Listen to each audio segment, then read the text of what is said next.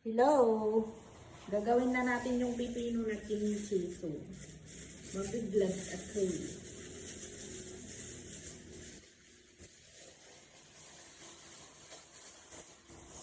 Ito na siya. Nirinse ko na siya. Tapos, dagdag natin yung bawang tsaka luya.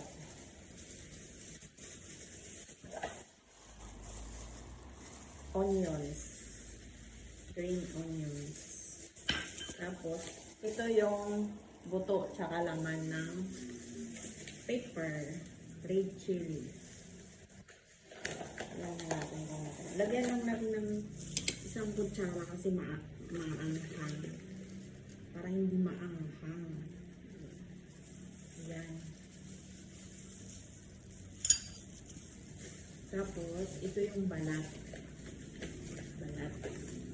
Kumbaga pampakulay ng gulay para makulay ang gulay.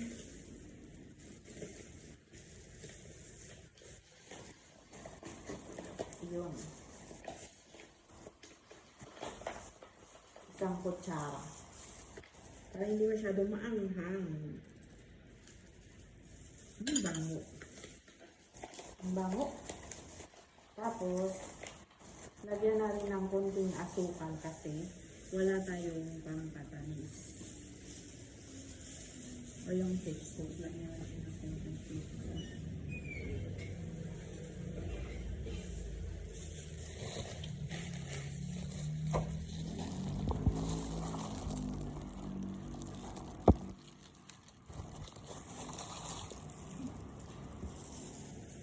Konti lang.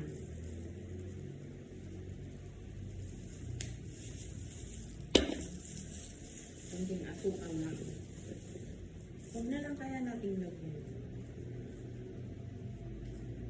Mas maganda sana kung yung white. Kasi wala. Kasi mas powder yun. Ito kasi rock. So, i-mix na natin. I-halo na natin. Yan. Hala. Nakatakot yung red paper. Plastic wrap. So, ganyan lang siya. Halo-halo. So, normal lang na pipino. Ayan. Tikman na natin. Alam ba mo? In fairness, sana ganito na lang yung gawin nyo dun sa mga tanim. Diba? Tikman na natin.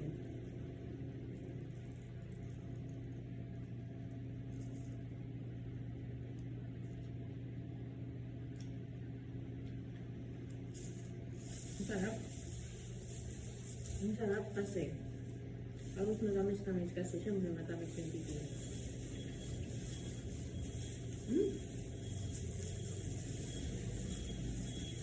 Saan na ihaluan na natin ng maayos. Ihalo na natin ng maayos. Tatanggalin mo yung isang gloves ko. Tapos, lalagyan natin dito mamaya. Dinner appetizer. Huwag na natin lagyan ng onions.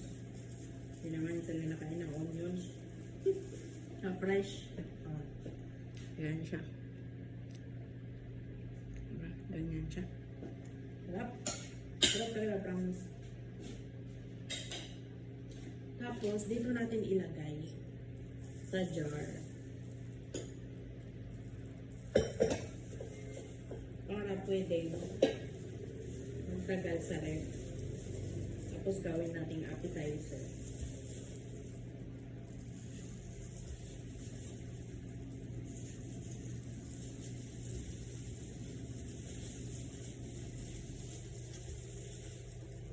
Hindi masyado nang ihalo dun sa ilalim yung bawang at saka. Pero pag yung malalaki, tanggalan ng buto. Tanggalan ng buto para kasi masyadong matubig. Wala. Puno na. Ano na yan? Meron pa doon.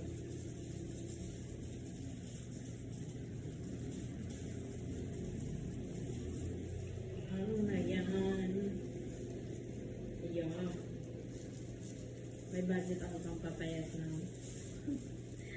6 na buwan.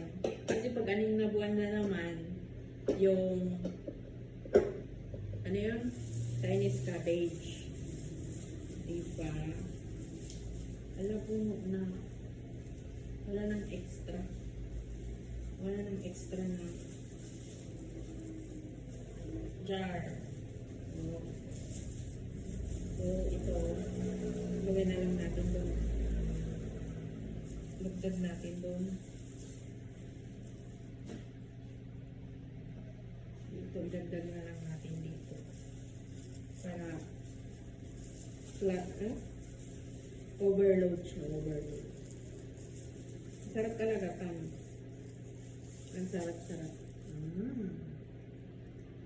Kimchi cucumber. Ayun! So, thanks guys. Thanks for watching.